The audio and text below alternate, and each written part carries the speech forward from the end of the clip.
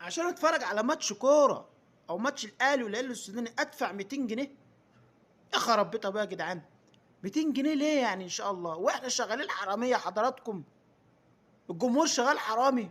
جمهور شغال قطاعين طرق بيتسلقوا مواسير بينط الشبابيك وبلوكونات.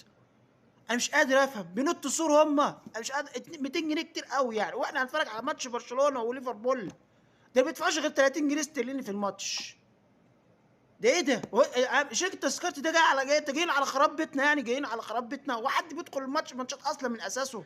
حد بيدخل الماتشات اصلا؟ ده انا مش قادر، ولا عشان هو ماتش حاسم عايزين تستغلوا الظروف؟ انا مش عارف. انا مش عارف، دي انتوا كرهتونا في الكوره، وكرهتونا الواحد يروح استاد، وكرهتونا الواحد يتفرج على ماتش اصلا في على الشاشات. وكل واحد بيجي يتفرج على ماتش اصلا النور بيقطع. مين اللي هم يا ناس؟ مين اللي هم؟ ال 200 جنيه ال 200 جنيه واحد يصرفهم على طفل يجيب بهم اكل